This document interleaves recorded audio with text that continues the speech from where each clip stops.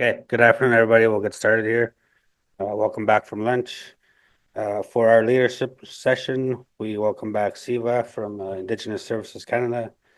With over 28 years of experience in the government of Canada, Siva has been instrumental in delivering on-reserve housing programs, enhancing technical services, and leading fire prevention initiatives for First Nations communities. SIVA is currently responsible for providing advice and guidance on the delivery and implementation of on-reserve housing programs in Ontario, including working with First Nations and tribal councils to plan and execute special housing initiatives in communities to enhance capacity and living conditions for residents. In addition, SIVA leads regional fire prevention programs to help safeguard lives and properties in First Nations communities. This interactive session will focus on reducing the gaps, discuss ways to enhance technical services for housing, highlight new support mechanisms, and long-term housing strategies. Welcome back, Siva.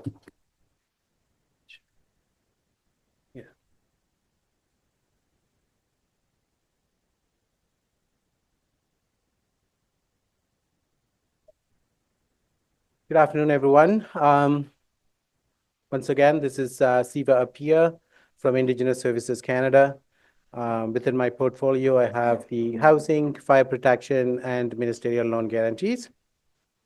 We had an earlier presentation on all of the programs that we offer, or the majority of the programs we offer to improve housing conditions in First Nation communities. In this presentation, we are going to talk about a new initiative that is coming on board starting this year, but mostly starting next year with much of the funding allocated in next year. That is called Enhanced Technical Services. As you may know, since 2016, we've been investing quite a bit of dollars into housing projects, which resulted in a large number of projects being created and being built in First Nation communities. Comes along with that high level of activities in communities, also the capacity needs. The capacity needs of the First Nations, as well as the capacity needs of tribal councils to support First Nations with technical services. This also comes along the way of overall government's objective of transferring care, control, and management of housing to First Nations hands and in First Nation organizations. So there's been a lot of focus on improving capacity in First Nation communities, and last year we started with providing some additional funding for housing managers in order to hire additional housing staff and or maintenance staff in their communities. Now we are looking at specifically the technical services requirements of communities. What do they need to design, build, research, and complete projects in First Nation communities? So this one is more of an interactive session, we hope it to be. So my presentation will be short. There's a series of questions that we have for you, and we are hoping to get your feedback into the system so that when we are starting to develop guidelines and project implementation, the feedbacks collected from here can be incorporated into our guidelines. So the purpose of the on-reserve Enhanced Technical Services Fund is to enhance capacity in three different areas. One is asset management, asset being the house, community planning, and housing administration. The aim is to transition from short-term asset-by-asset funding to a longer-term predictable funding that focuses on community planning. So much of this we also talked about this morning. We are moving away from project by project, year by year into a longer-term planning and having more of a predictable outcomes and funding available to the communities. So from a higher level, before we get funding into the region, we have to go through budget announcements and terms and conditions to Treasury Board and after the terms and conditions are approved by the Treasury Board, only then we get the authority to spend money. So as part of that process, we provided some high-level outcomes that we are expecting out of this funding envelope. And the funding from Treasury Board was approved based on these criteria. So that being, first one, technical support services. What does that mean? These services provide expert guidance on planning, designing, and maintaining on-reserve housing and related infrastructure for First Nation communities. So one of the rationales submitted to Treasury Board in order to get this funding is just that. And the second one is technical service delivery hubs. So these delivery hubs act as centralized or decentralized resources offering expertise, training, and coordination for improving efficiency and quality within the context of on-reserve housing. And the third one is circuit rider type programs. These initiatives or programs will provide on-site or virtual training and support First Nation communities in helping them develop and enhance the skills and capacity needed for effective housing management and maintenance. And the fourth category being technical service initiatives or programs. These initiatives or programs provide comprehensive technical support to First Nation communities, offering expertise or resources to improve housing planning, construction, and maintenance practices. These initiatives aim to enhance the quality of housing and infrastructure in First Nation communities so the housing can be better planned and built and maintained in those communities. So all that to say is these are some high-level bullet points that we were able to get funding approved based upon. So now we are at the regional level. And we are looking at the parameters and how do we plan and execute this funding and distribute to communities and technical organizations. Along with that Treasury Board submission, it also comes with some high-level parameters, which are listed on the slide there. Eligible recipients include First Nations, tribal councils, and organizations or beneficiaries. This funding can be used to reimburse technical services project initiated or completed in previous years are not eligible. So this is not to replace anything that's already in place, and it is to enhance the technical services that are not available in communities and at the tribal council. Same goes to the First Nations, so it is not a reimbursement of cost for existing services or programs within communities. The deliverables may include any one or more of the funding streams. So we talked about the three different streams, which is asset management, community planning, and housing administration. So funding could be done in one or more than one of those categories. Again, we're looking at partnerships and other territorial or provincial or municipal governments to come on board and to, if not with funding, but at least to share their expertise and resources that may be useful for First Nation building and maintaining homes. The end outcome, as I mentioned earlier, the overall government objective based on the housing and related infrastructure strategy endorsed by AFN is to transfer the care, control, and management of housing in the hands of communities or First Nation organizations. So we are also hoping that enhancing capacity will enable that transition much quicker than what it would otherwise. So funding for this was announced in budget 2022, but it didn't start flowing until this year, 24-25. It will be available until 26-27. So 24-25 is kind of late, but we still have 2 more years after that. And that's why we are here. We are here to hear what you have to say, what the needs are in First Nation communities. So we're gonna go into some questions about what the communities like to do, or what the communities are in need of that somebody else should be working on. I'm going to raise the question of what are some of the technical service gaps at the community level for housing, and open up the floor for people to talk. Again, this is meant to be an interactive session, so I'm going to be doing less talk and hoping that you can do the rest of the talk. And if you want me to go back on some of the slides, I can as well.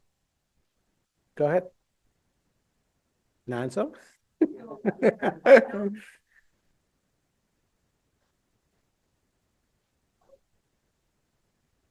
Does ISD fund inspection courses for in-house?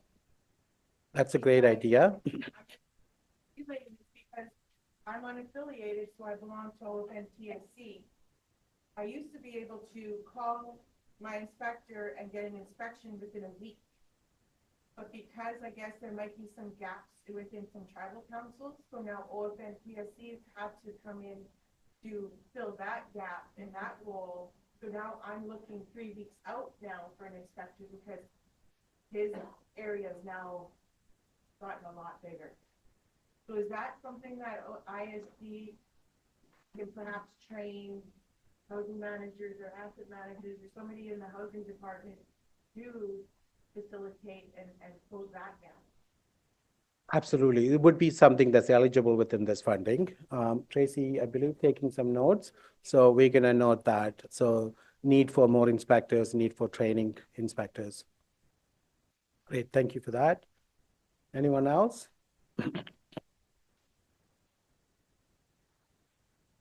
No one has any technical needs? Something like that would be just tribal council funding, but you wouldn't be expected to train somebody to do the inspection. You would be expected to hire an inspector, provide that service. And we've heard that over and over again. There's a shortage of inspectors in Ontario, especially Northern Ontario. That is something that we also talked about internally, and I'm glad that you hear from you guys as well. Tribal council. Both inspection, walk around,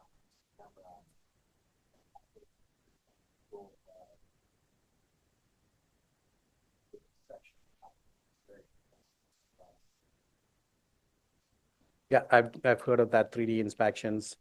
I think Finboa is working on something like that. Which tribal council is that?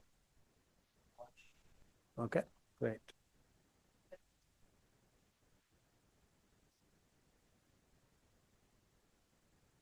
Yeah. Yeah, up, starting that now, because when.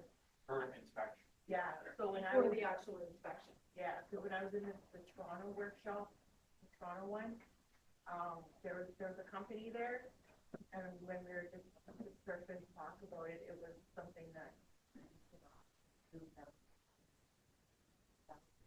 stated. Yeah, FNHC have a pilot. Yeah. Yeah, I think there'll be a big, large one-time expense, and then the expense of training and keeping people. I think it's more of the storage space in the cloud to upload all the inspection. Oh, okay. Yeah, I don't know the detailed side of what the costs are. I just know That's something we can take a look at. I just don't want to be stuck on one item. So let's hear from somebody else. What other needs are there other than inspection or need for inspection and inspectors? Out. Sorry, somebody there?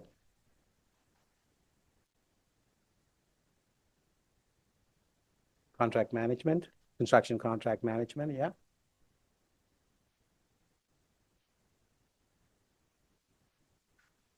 Thank you. Anything else? Like if you had your dream come true, what would that dream be when it comes to technical services? Why your houses are, think about why your houses are behind schedule, why your applications are not on time, why the inspections are failing. Yeah. Yeah, but how can we hold them responsible for?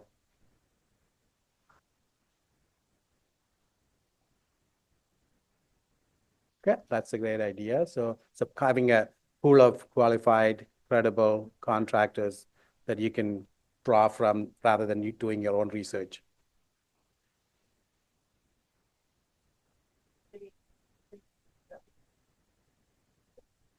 They might be good in one community, they're not in others. Right. So a platform to share that information? Yeah, okay.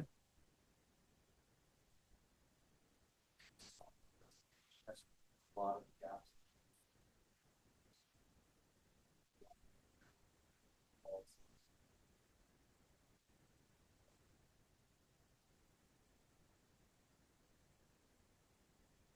Good. Housing policies.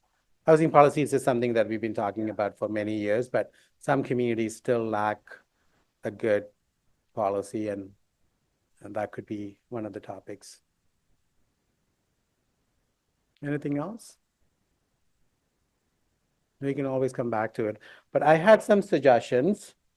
So here is some bullet points that I thought of and wanted to hear from you. That is there a lack of, let's say, construction or engineering expertise for design and build and maintain homes in communities? And if it is, you can't just shake your hand. You have to tell me what that is.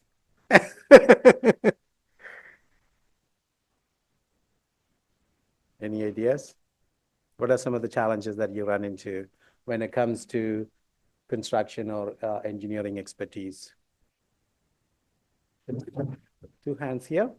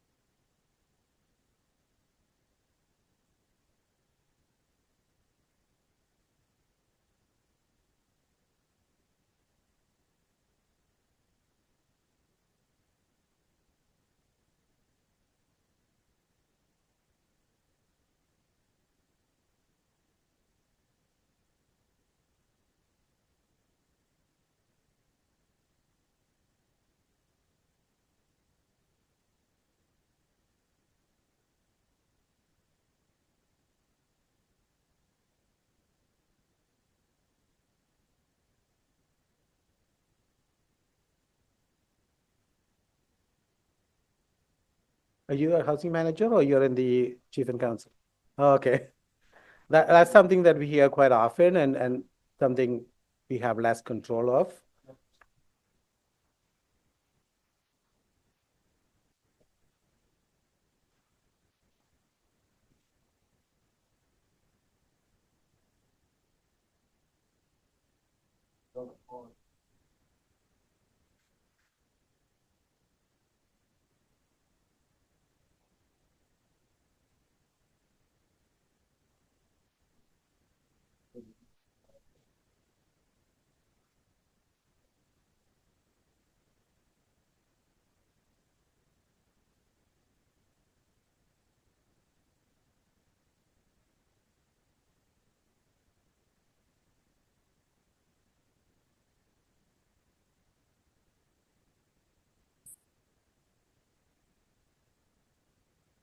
So the implementation part of it is something that we can help with because that's the chief and council jurisdiction. But would it help than if you have, let's say, an ideal housing policy would look like this. And it would maintained at the tribal council level. And then the communities can pick and choose, okay, this section applies to us, this section applies to us, this section is no good. So how can this enhanced technical services funding help with that problem or issue? Think about the solution.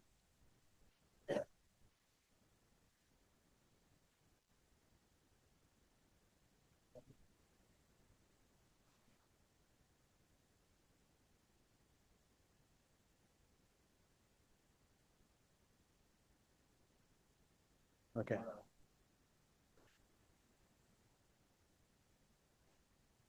Okay.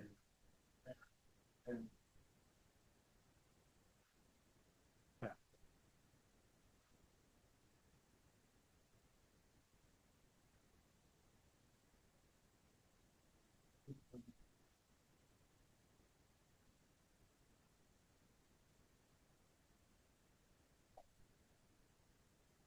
Okay.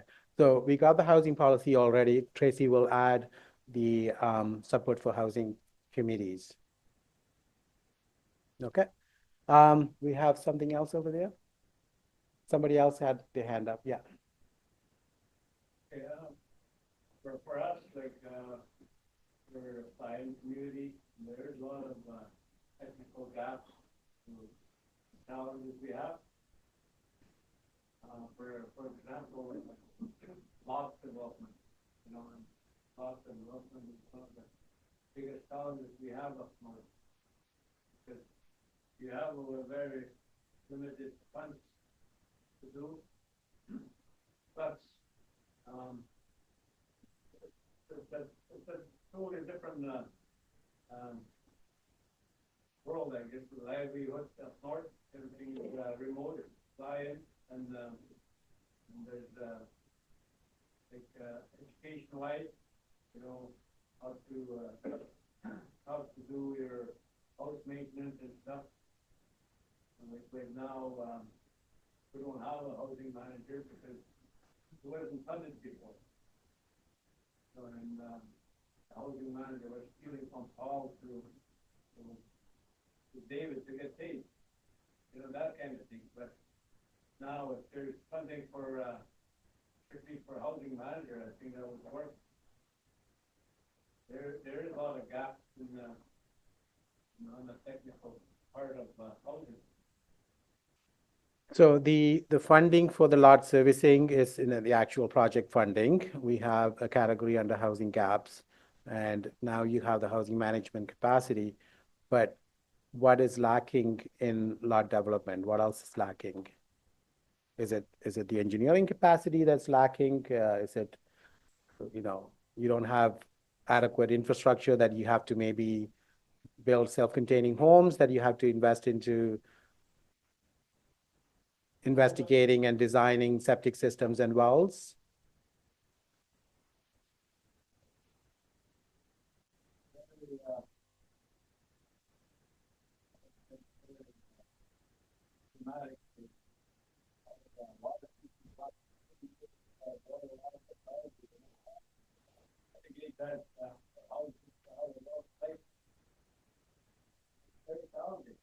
It is.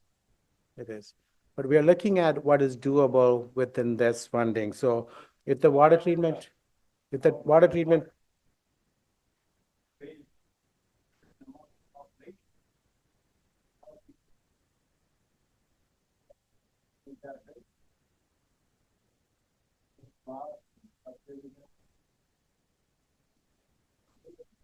right. So the lack of infrastructure is something that we're going to be noting, but that's, it's not something that we can do with this funding, but that's something we're going to be passing it on to our infrastructure group to work on. But if there is a work around it, let's say if you can do wells and septic, you can still do self-containing homes. And if you need to study that, experiment that, research that, that's something that we can fund through the technical services. Right. There's a question there.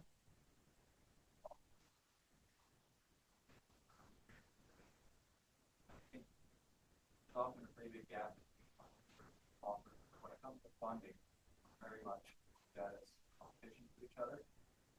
And maybe that carries over a bit to the technical side sometimes too, but I wonder if funding aside, if there's ways that we can help each other on the technical side of things, whether it be community, similar issues we have, like there might be some experiences we have off reserve that could help to train on reserve housing providers on contracting quality.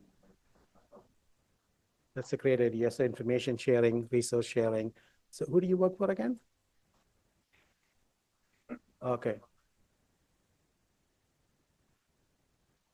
So what kind of services do you provide? Do you provide, right? But in terms of services that you could provide to unreserved, So, bulk our own,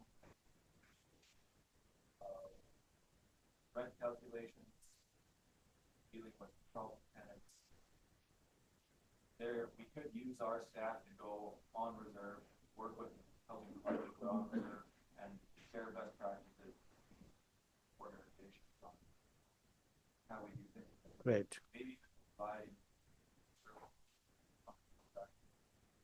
But I think it can go the opposite way. I think sometimes we can use tenant relation support in town here, and there's maybe community members that, like, we house a lot of people from the communities surrounding area, and sometimes we can use a lot more tenant relation support for people that come from.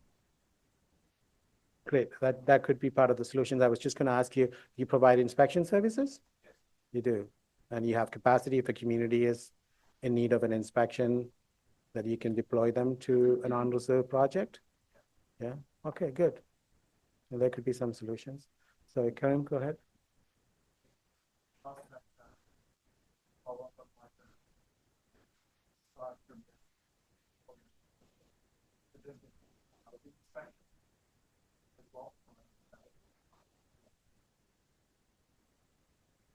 No, it hasn't been brought up, but is that a gap right now that's you're struggling with?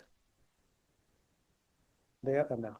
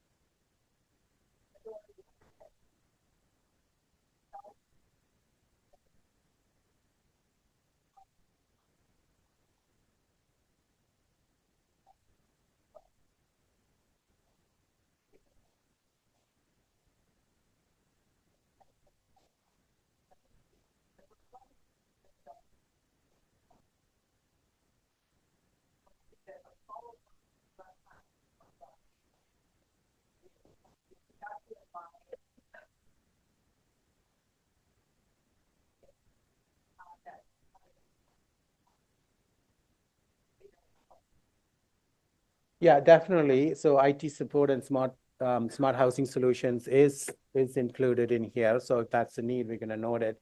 That could be something that we can look into further.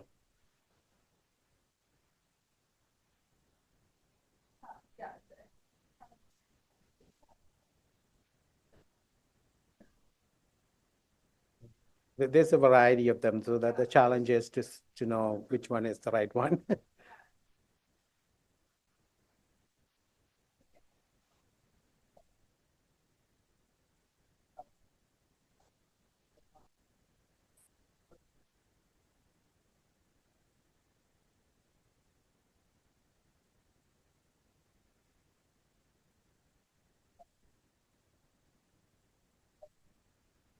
Certainly is doable. I think Shibuguma is looking at some GIS systems to do something similar. Metawa has done something, and I believe Muskegee is doing something similar. No one is at the finishing line yet, but everyone is at different stages of it. So support to that kind of systems may be a solution. Okay, so I'm losing track of people here. Okay, go ahead. We'll start from the back. Do we have a microphone?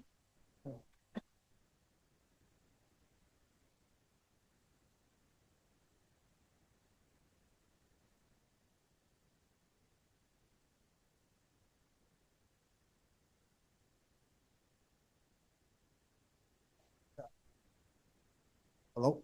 Yeah. So that we can function properly within like the housing department, the public works, and all these other departments that we need to deal with. We have to be able to find the funding to be able to start multitasking our people in order to start taking care of our home audits, our repairs, and all these other things that we need to do as housing managers and that for the community. Okay, so the whole governing system for the housing department, who's gonna do what? One Yeah, of the and the lack things- of funding for it. One of the things that we are piloting in a couple of tribal councils is looking at more of a centralized system. So you'll have a centralized system for minor repairs. So you wouldn't be coordinating that. You would be coordinating at the tribal council level. I don't know if there's anybody here from AKRC. Anybody from here, AK? No. So there's a tribal council here piloting as more of a centralized management system where tenants or housing managers are able to call in and say, hey, this house, the toilet is leaking. Can we have somebody, can you open up a ticket and send somebody to have looked after? Because not only funding, but the capacity also becomes an issue in communities. Like even if there's funding, are you able to hire a maintenance person? Or are you able to maintain that position for a longer period of time? So you'll see in some of the examples that I show later is a tribal council is piloting one of a centralized system for home maintenance, not necessarily taking it all over, all out of the housing manager's hands, but taking portions of it. Maybe contractor selection or tendering or minor repairs. Pick and choose what can be done from a centralized system is what we are piloting. But I just wanted to share that. Go ahead. Will that help with the training and the retention of workers? Okay, within your community. I have several people that are willing to work for me in any of my departments that I operate within my community, but I don't have the funding to deal with them, to pay them. Okay, and that's hard because in my community, I deal with a lot of the housing and every aspect of the housing. Okay, the home audits, the repairs, the getting materials and all those other things because I have a very small staff. Okay. So the question becomes, how do you generate the revenue for that position or activity? Is something maybe I mean, we're not going to be able to go fund all these positions in communities, but maybe looking at how do we generate that revenue? Does it come from fee for service? Does it come from government funding? Does it come from minor capital? Does it come from rental revenue? That's something, if you wanted to maybe have it researched at the tribal council level and provide some feedback, that activity alone we can fund. So we'll maybe add that to the list. I'll be calling you, Siva. Okay. I mean, we're just gonna take all this information and sit behind the table and maybe talk to some of the tribal councils and, even if we act on one good popular recommendation, we are one step ahead. Yeah, I Testing, 1, 2, I'm louder. yes, loud enough. But my question is, it works along with capacity development on First Nation. And I often wonder, I'll just give you some quick background of I've been in maintenance for 20 years for the First Nation. And but I'm progressed into managing both capital and housing. And often wondered how many people in my profession understand what's required of documentation for reporting that this requires on some of the programs that they look after. And one thing that was helpful was a recent instruction on a certain report, and that was FNHC, and that was very educational, and that's something in line that would assist people starting out in the profession, as well as if there was a learning stream for every report that's required and all the documentation required to fulfill that report would be very helpful. And how all your um, like all your reports, which documents rely on fulfilling those reports. You know, there's some interconnection with the data collection, and it is historical data at times that you rely on, but even learning of that process is very helpful. Over. Thank you. So I think it's in line with somebody else mentioned contract management also comes with the project management. And maybe some training around that is what I'm getting out of it. So we'll take one more comment and then we'll go to the next question, but we'll come back if we have time. I just wanted to clarify a bit again.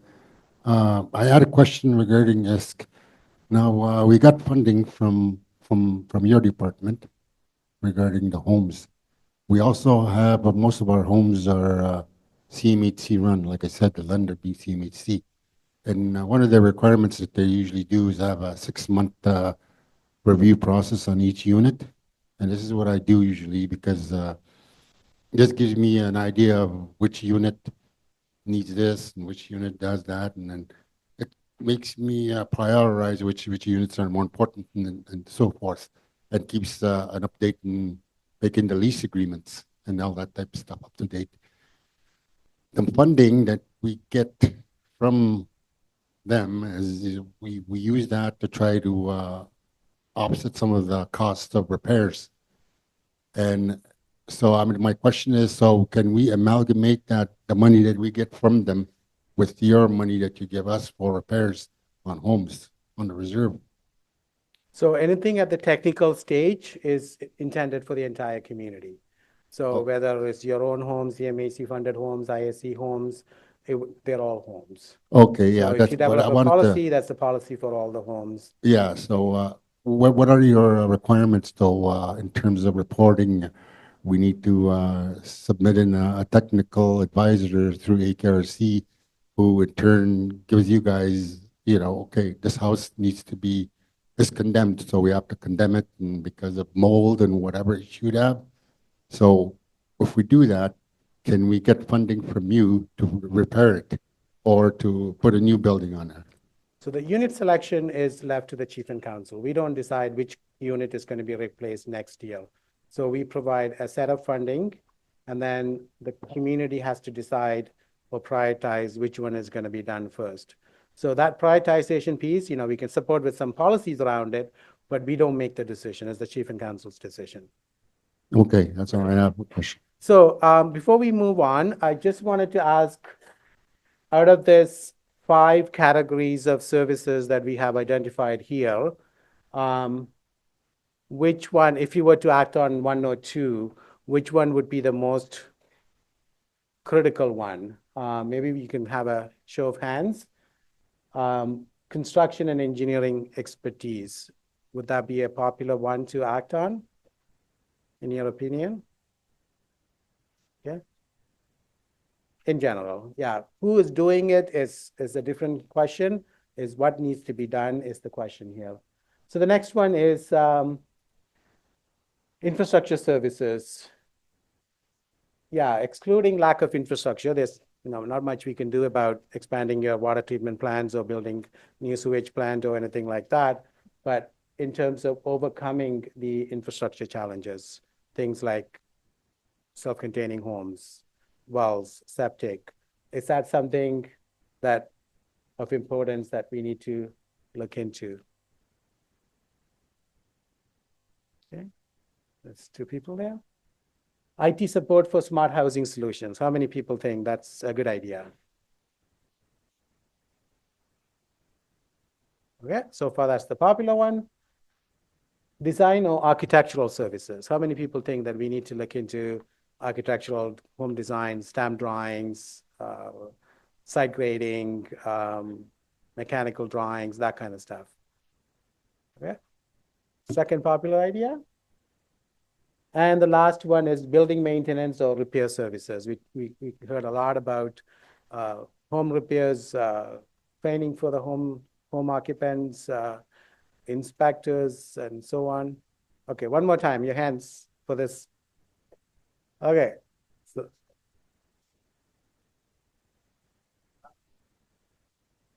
So you need a software. You need, I mean, it doesn't have to be only software, but other smart solutions could include it, including I was talking to Natural Resources Canada, looking at maybe the one most expensive item in your housing department is electricity bill.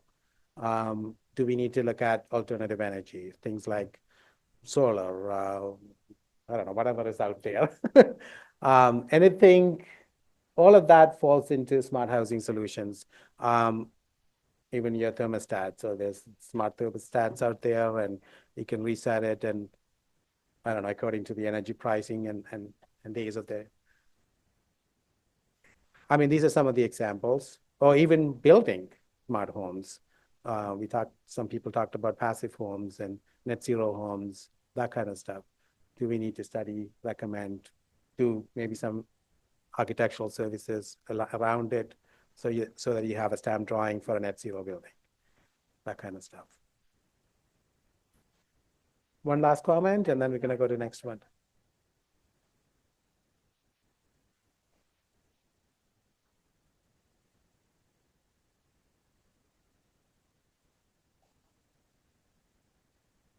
Yes, a number of tribal councils are doing them. The only one that's completed so far is OFNTSE. So we have those stamp drawings available. If anybody needs it, you can either reach out to OFNTSE. North Shore sent in there? Okay. Yeah, okay. So there's apparently one from North Shore as well. We haven't put them onto a common platform yet, and we don't know what that platform would be. But right now we have the drawings from OFNTSE, likely from North Shore, available. I don't know if there's any other tribal councils completed their drawings. No. Okay, so those ones are available right now. Okay, we'll move on to the next one. How best can we address the technical services gap? Again, I put in some bullet points there just to stimulate your thinking. Is there anything else that comes to your mind that's not on the slide? I have a specific thing that maybe just relates to what we were talking about before, but for off-reserve housing, and this isn't just Indigenous, this is across the board with all nonprofit housing, we use a common program called Asset Planner, and it's kind of managed through our insurance company, but I think that's a program ISK should maybe look at. It's very simple. You put some basic information in for a housing unit, and it'll project the capital requirements for up to 25 years or more. And after you do your inspection, you can give it more detailed information, and your results will just get more accurate to what your housing unit is. And you don't necessarily need trained inspectors to do those. Like, a lot of it's basic information that could be easily trained and someone can do. So it's maybe a program worth looking at and seeing if there's something comparable. So that would fall under infrastructure planning.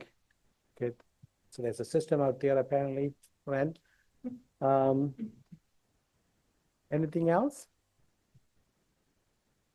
Yes. I sit on a housing portfolio, and I've noticed hydro, they're ridiculous wait times. Like, when I first started out, 6 months for them to come hook hydro up. What is up with that? Like, maybe there's a way to go around it or something. Like, the problem is they don't have no competition, so they make you wait and wait. Okay, so maybe some partnership opportunities to find out why they are so behind on their schedules. And I hear that quite a bit from other communities as well. It's So we'll really note bad. that to see maybe if we can have a conversation with Hydro One, or one of your tribal council, or you guys wants to start that conversation, we can be part of that conversation as well.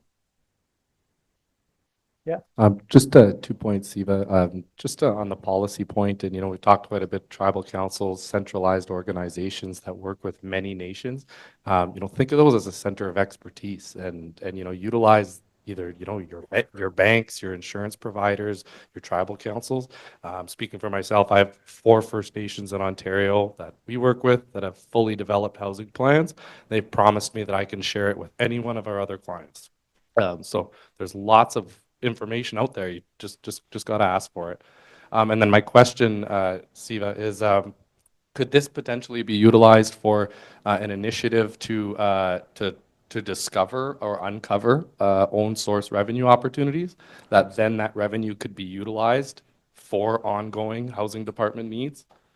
Absolutely, Okay. absolutely. So if a community is interested in building, let's say, home ownership in their communities, or finding revenue sources for that maintenance person that they really need, and they need to consult, research, find some solutions and recommendations, that could be something that we can support, yes. Derek? Thanks, Siva. So I'm a technical service provider for a tribal council, which I know Tracy and Siva quite a bit. And one of our challenges in terms of our technical services gap is finding new techies, right? So we worked with you and CMHC and get internship dollars that we've had to return because we couldn't find young people really that we could train and show them. Because nowadays I'm one of the old guys, and when I first started, I was one of the young pups. I look around, and everybody's kind of dropping away. So we want to get young people involved. We want to train. And so that's one of our difficulties. So we look around our First Nations. If you know somebody, a young fellow out of high school or in high school that wants to pursue this, let us know, and we'll put them to work and train them. Recruitment and retention.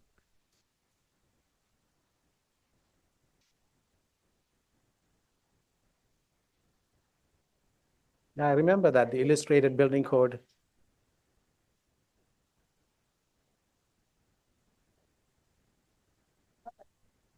Yeah, no, I remember that too. They had an illustrated building code manual, and then they had training on different sections.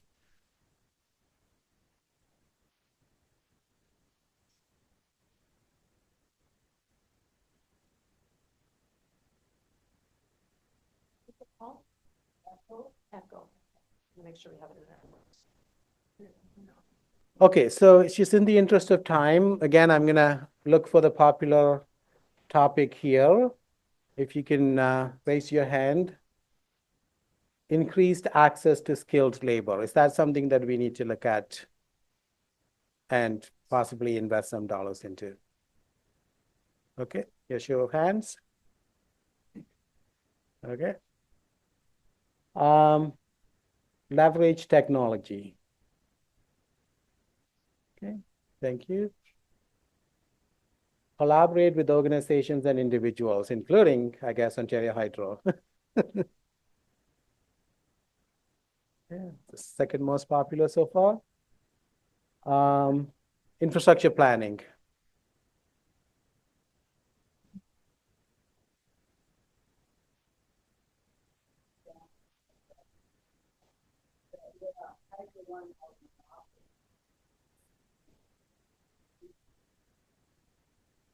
It's always presented as it was such a drive for development and our economy, but it's for industry. It's mostly for industry. We're just tiny lines to this whole picture. When power outages are needed, who's first to be cut off is our nation. The mines and everybody's getting it. And then, we hear that there was a 10-year moratorium on services, delivery services to First Nations. And that's going to be out in 2027 from that 10-year moratorium, thanks to the president of Hydro One at the time, who's long gone. And now it seems like Hydro One is being pushed and upheld in the province of Ontario, that's for sure. And at the end of the day, a lot of electrical is being pushed on our people. Now get rid of your wood, get rid of your oil, your gas, the whole thing. Go electric, go electric. Electric heat pumps, everything. I mean, I'm not knocking them, they're great. But at the end of the day, when delivery services come back against our people, and we haven't even had a say in what Hydro is doing developing in our territories, it's like we're going to be paying through the teeth. People won't be able to put food on their table at the cost of delivery services right now for those off reserve. So not only the connection delays, also the cost that needs to be looked into. Okay, so with regards to cost though, I mean, I don't know if we can change how they bill people, but can we not look at alternative sources to reduce that cost for the households? I think that would be something we can do within our power. I don't know if we can convince Ontario Hydro to drop the rate, but what we could look into is what are some of the other things out there? Yeah. And then there's somebody. I was wondering if I could make a request to, what do you call it, ISC or IS, how you say ISIS automatically, but I try to say ISC. Yes. A lot of people Indian think affairs is just good enough. I don't want to think about the terrorist thing. But anyways, my question is a request to our CMHC units. I was addressing this with the next door there yesterday. The hydro is pretty expensive now. In floor heating is mostly our units, and I didn't put them in there. But what I noticed is the elders are saying that they want chimneys built into those units. And I'm just kind of wondering if it's a technical question, if we could get some stoves and some chimneys built into these units. And is your organization willing to fund something like that? We're looking at about 38 stoves, 38 chimneys, well-ventilated system. Well, If I put in a proposal to you guys of that, would you be able to fund it? So it is fundable currently under the renovation stream. If you want to put in new wood stoves or Yeah, if I could get a cost from an organization to buy the stoves that are equipped, with building codes and stuff like that, and they come up to, let's say, $100,000 for all the stoves, 200,000 for the chimneys, another 500,000 to install them into each unit. So you're looking at maybe, would you be able to give me $2 million? possibly, I don't know. I don't know what the best use of the dollars that are going to be available, Yeah. right? That's the whole idea of asking you guys. We may not be able to support your community, but maybe we can come up with a model out there that, this is what you need to do the research. This is what you need to do, get somebody trained in your community to install and inspect wood stoves. The training doesn't take too long.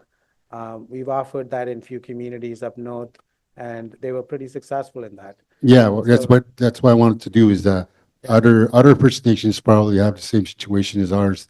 Yeah. Hydro is pretty expensive, as she was saying, and these units, the in-floor units, are equipped with 100-watt power usage, two of them to just keep that boiler going. Okay. And that costs quite a bit of money.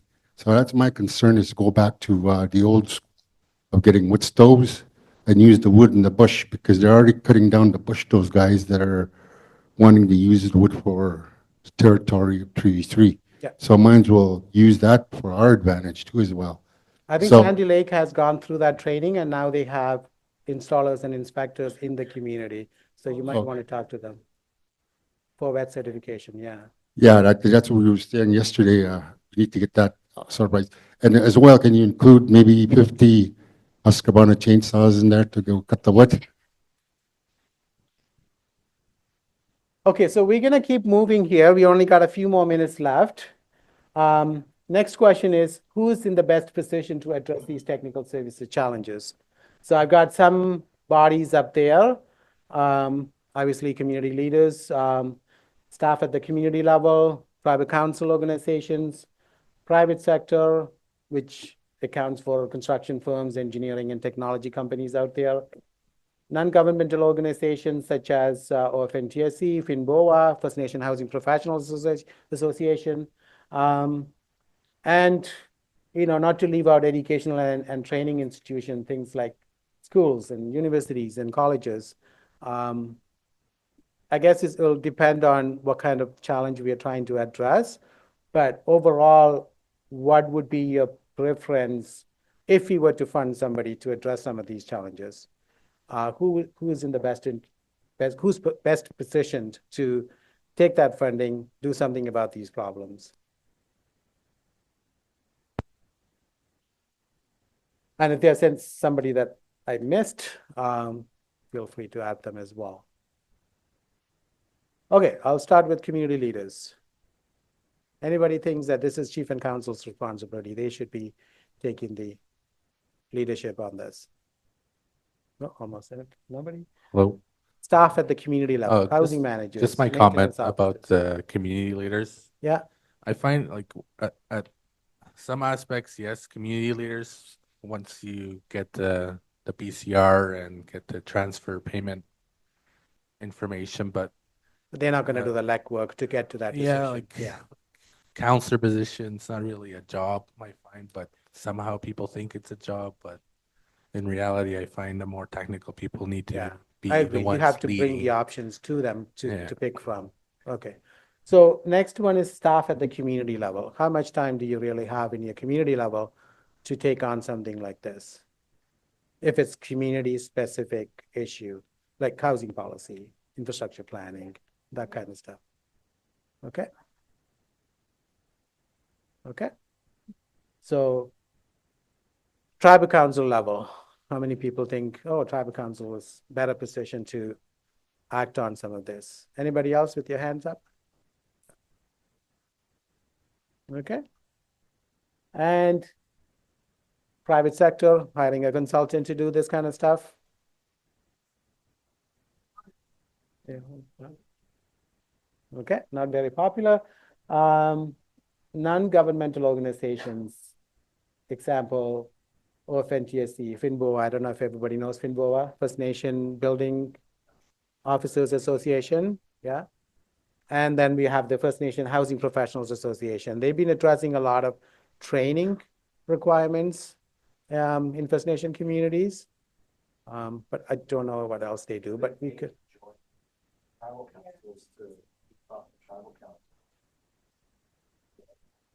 That's a good idea. Okay. Anyone else?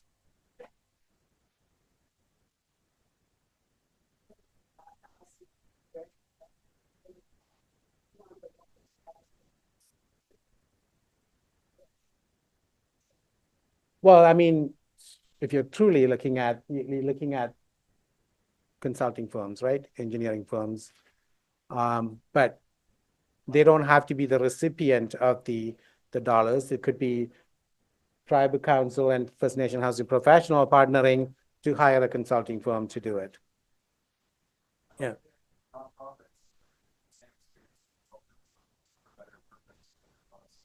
Okay, that's a good idea. Is somebody? Yeah, sorry, I was the fellow from Natural Resources Canada before. I was wondering if also governmental agencies and departments are on your radar for this.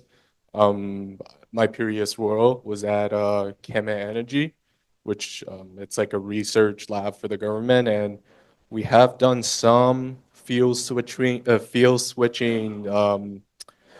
studies nationwide. So looking at wood resources to see if it can meet heating loads and things like that. Okay. So there are got it. ongoing work for especially I think the group is called it used to be called the Off Diesel Hub.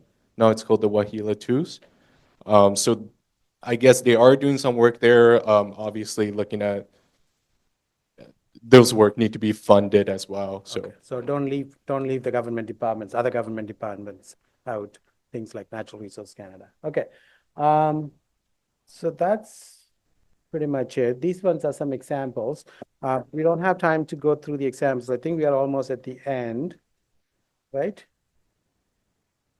So some of the examples, these are current projects, real projects. There is an organization, I forget which private council that is.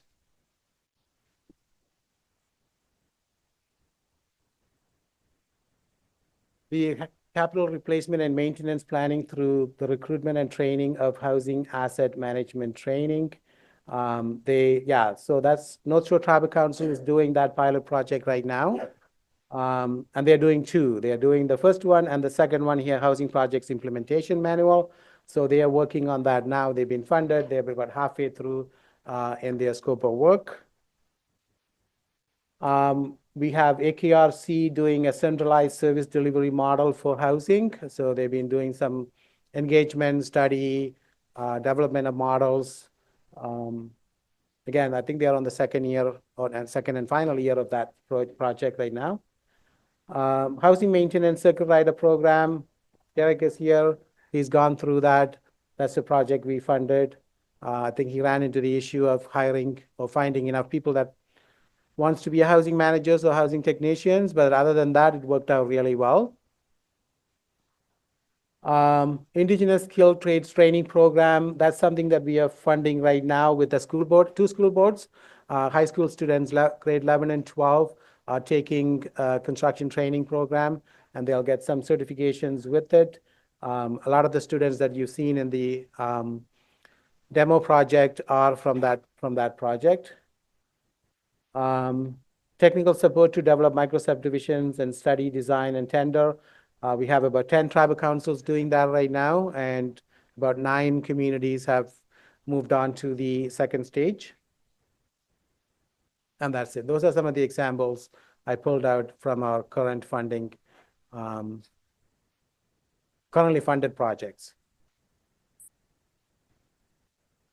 So that's it for my presentation with this, and we are at the end of presentation for the time.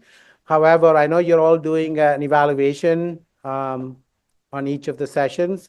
If you have any additional comments, we really appreciate you putting it on the evaluation.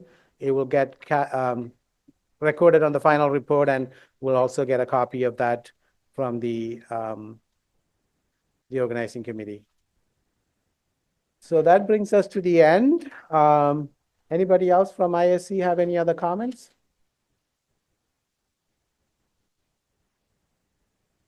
Microphone? Camp drawing, how they're essentially located, have the, Hello? Yeah, to have the stamp drawings and all those resources centrally located in a library, I think would be useful so that you're not having to search for it. It's just available to you. But we can't do it on our website because we've got bandwidth restrictions and blah, blah, blah, that we just can't be able to hold it. So third party, if it is through a tribal council, I mean, that's just an idea. That we can share resources with everyone and have access to it so that you're not looking for it. Yeah, we need to find a platform to store all that so that you guys have access to it. Right now, it's all in our system that you don't have access to it. Again, if you can put it in your evaluation, who would be in the best position to host all that? I know there's sometimes even storing with tribal councils, there's restrictions on, if you put it with NAN, only NAN communities can access it. If you put it North Shore Tribal Council, only North Shore Tribal Council communities can access it. So we want to make it available to everyone across the province. So we are still searching for somebody to host all this information. And if you have any ideas, just note it on your evaluation, please. Okay, I'll end it there. Sorry. Did you have something to say? Sorry, I didn't. Oh, okay. Okay, good.